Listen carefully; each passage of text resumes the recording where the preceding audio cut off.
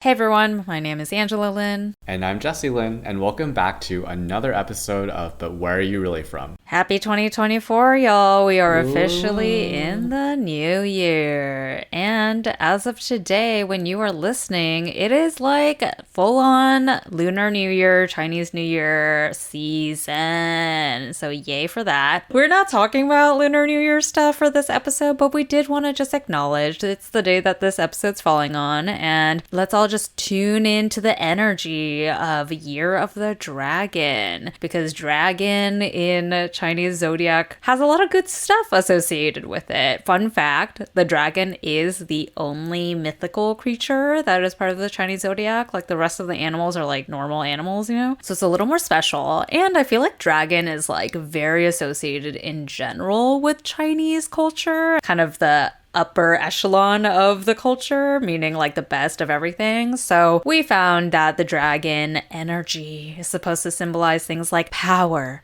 nobleness, honor, luck, excellence, and success. So wishing all of you and ourselves all of that for 2024. But again, we're not talking about this for the episode. Just wishing you good tidings as we lead into the bigger topic, which is stringing over from our last episode of Last Batch, where we talked about new beginnings. We're talking about our life updates starting in 2024 and beyond, because we both have some new beginnings and life updates to share. I'll start with my own.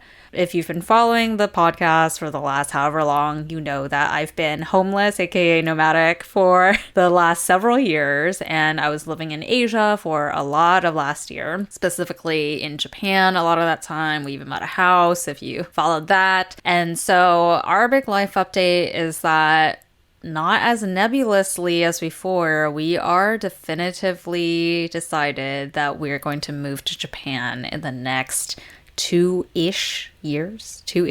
That's my big life update.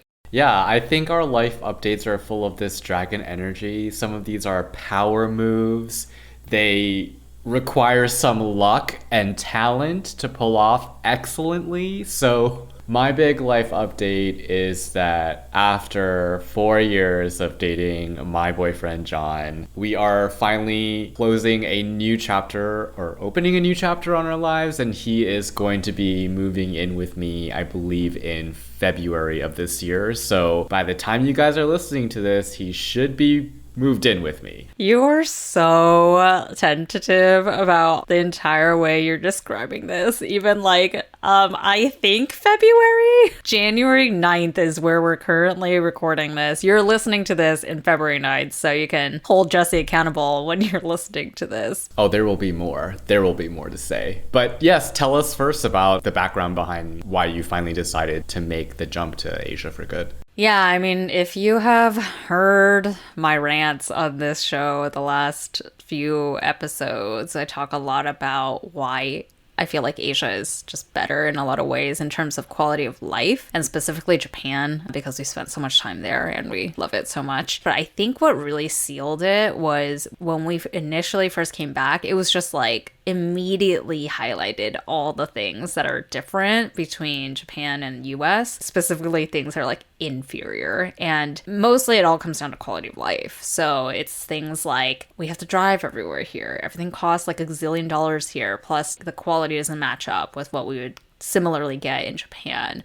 Safety, general potential kindness or respect between people. So many different things just were immediately highlighted to us of being better, at least in our view, for our lives in Japan. And part of the big reason we initially were like, oh, we're gonna live in Southern California for the foreseeable future is because my parents are retired here. And I was always under the assumption that they gave any shits about my future family, like specifically if I had kids, right? Trying to be close to said theoretical grandkids. And so we had prioritized living here because my parents are older than Ramon's parents. So it was just a kind of like logistical reality of like, oh, they have fewer years being really strong and like mentally, physically capable people who can enjoy time with grandkids, right? So that was our whole thinking process. And then I had a talk with my parents like a few months ago about just like living and stuff, because my brother has been talking about how he similarly has recognized a big difference in quality of life and other things he values between the US and Taiwan. And he has this aspiration to move to Taiwan. So we were having like a family conversation kind of casually, but we were like, oh, he wants to move to Taiwan. Like, we really like Japan, but it's because you guys are here that we are deciding to move to the US. Like, should we just like all move to Asia?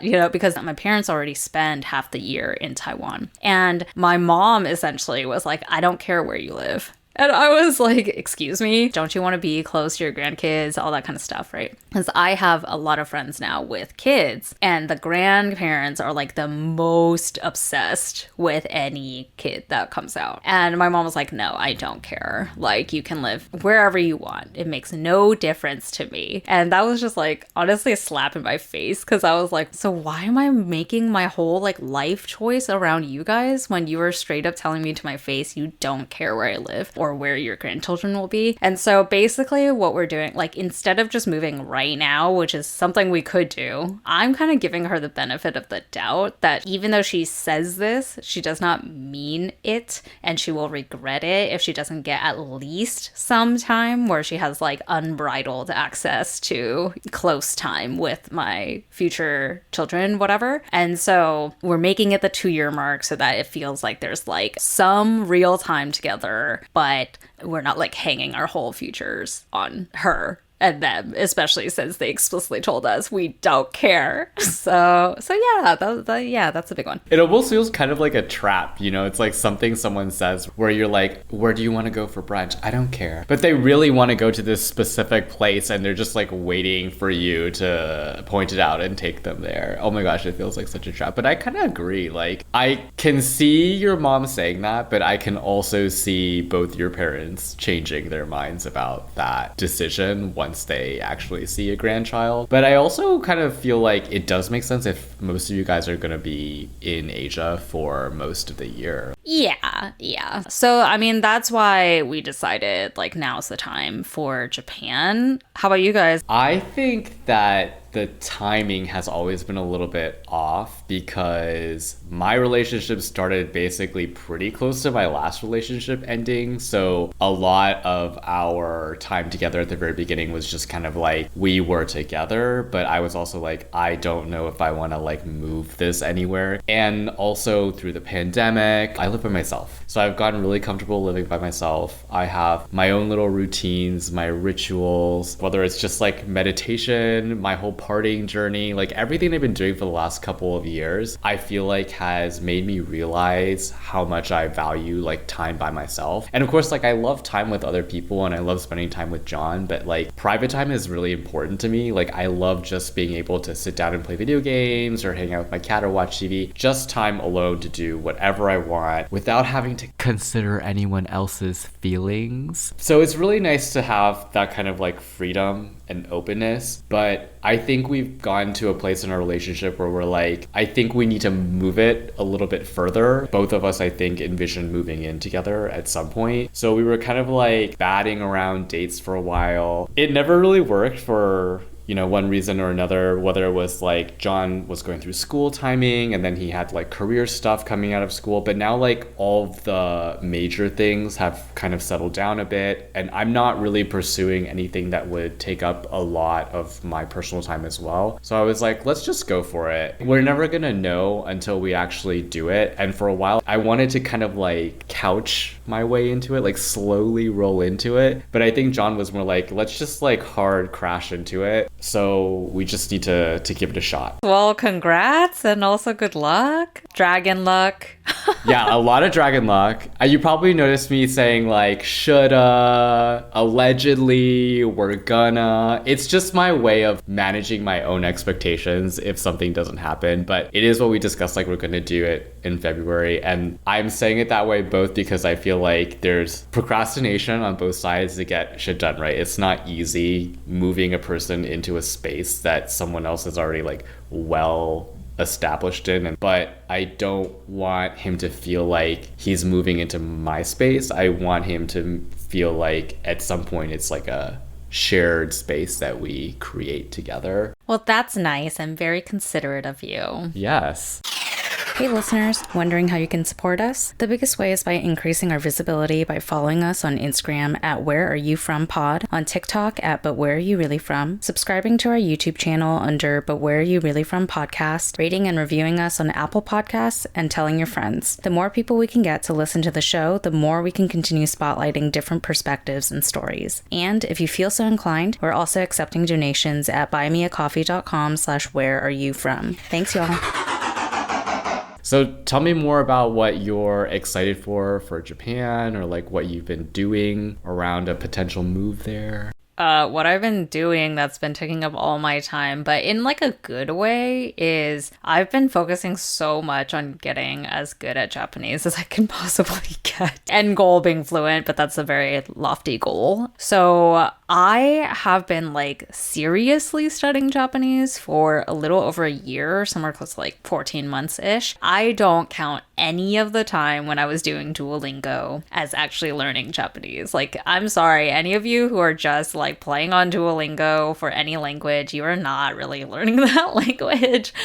I don't know if I told this story. October 2022 is when Japan officially opened their borders finally after COVID stuff. And so we got there like immediately at that time. And in November, I took like a crash course Japanese, like intensive 4 days a week thing in Tokyo. And leading up to that, I had done like 6 months of Duolingo, and I was like addicted to it, on the leaderboard, all that crap. And so I felt really good. And then literally my first day of class, my teacher and I saw each other, and she was like, "Ii tenki desu ne," which means nice weather, isn't it? And I literally did like a blink, blink, blink, blink, what? And she was like, okay, this is where we're starting from. Like, you don't even understand me saying nice weather, isn't it? So yeah, I mean, good on you if you're using Duolingo and like trying to get into language, but if you're like serious about learning, it's not the resource. So since that time, like November 2022, I have been like very seriously learning Japanese, and I like put the fucking foot on the gas pedal the last 4 months or so, because if anyone is familiar with the Japanese language proficiency test, JLPT, it's the kind of like Japan nationally recognized exam that tests your level of proficiency in Japanese. There's 5 levels. N5 is the lowest, N1 is like very advanced. I, through all of my Japanese learning up until like a few months ago, was only up to kind of like N4, which is still very beginner. And Ramon has like over a year more than me of like learning Japanese and like actively practicing it. And he was going to take the N3, like lower intermediate. And I was like, I'm setting a goal for myself that I'm going to take the exact same exam as. So I put the fucking foot on the gas pedal, and I was just like zooming through N3, and I really did it as kind of like a pipe dream kind of goal, and also just to measure like where I am. So even if I failed, I could know how much I got already. But actually, we took it in December, and I felt really good about it. By the time you guys are listening to this, I'll have known if I passed or not, but that really made me encouraged that I'm like well on my path. And N2, which is a level above what I already took, is the recognized very able to exist in Japan level, because if you try to work in Japan, for example, N2 is the level that you have to prove to like get a bunch of points towards your immigration process. So I'm shooting for N2 by December of this new year, 2024. The end goal, as you know, is that in 2-ish years, we want to move to Japan. So I want to become fluent. So something that I started doing, which maybe you guys have followed, maybe not, because I did post a few times about it on the pod Instagram, but I started a new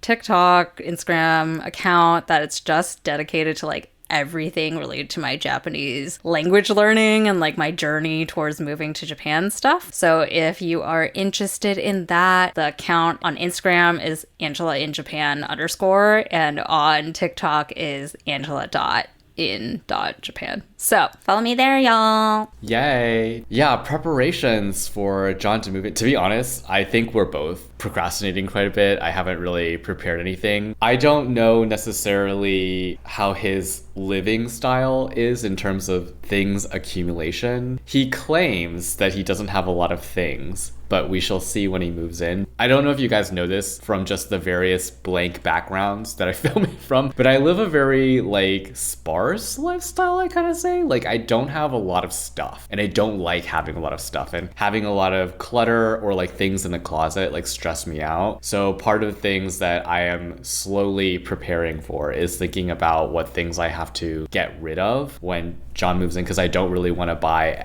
like more storage and just add more clutter. But then the other part of that is like when I have stuff that I've had for a long time, I feel this like a weird connection to it where I'm like, I don't want to let you go. You've been like such trusty shirt or like trusty jacket, even though you have like so many holes in it, like you've just been so reliable and I look good wearing you. And so I like have a hard time letting go of the stuff that I do have because I don't usually accumulate a lot of stuff. So when I do buy something, I'm like, oh, I really like that thing, or I like really want that thing. And then I think the other thing is just to like shift my mindset over to think of this opportunity as an opportunity to grow a relationship and not as like another source of anxiety. When I think of moving in, I immediately think of like all the logistical things that I just talked about, right? Like chores, moving shit, making personal time for each other, because I'm always in this Sisyphusian cycle of like tackling my next problem. I'm just like, oh, let me like figure out all the problems to like move forward. And I feel like that creates like a lot of anxiety in how I think about the moving in together. So that's also something I'm trying to like recognize. Anxiety is like legitimate, but also that like nothing bad has happened yet. Like we haven't run into any problems yet. Those are problems that I don't have to like deal with in advance. I feel like that's a very healthy way to approach it. You do have to prepare somewhat. Like you said, you are two individual humans who have lived separately for a very long time. And especially you, it's your house. So you have as much stuff as you feel like you need to fill the space. So you need to remove some stuff, prepare space for another human. But at the same time, I think you're approaching it in a healthy way in that like you could waste all your time just thinking of all the potential things that could go wrong or all like potential things you need to prepare for. But the reality is like life doesn't work that way anyway. You can't prepare for everything. I guarantee you there's like a gazillion things you're not even thinking of that you need to prepare for that you'll find out when it happens. So, well, I'm wishing you all that dragon luck and success. Thank you. And the same to you all over the course of the next 2 years. Thank you. Let's take 1 year at a time, right? Yeah. All right. Well, y'all, we're throwing it back to you for the close. What big things are happening for you in your life in 2024? What things do you want that dragon energy of success, excellence, honor to be thrown at? Let us know in the comments wherever you are watching or listening to this, and come back next week because we will have another fresh episode for you then. And until then, 再见, bitches.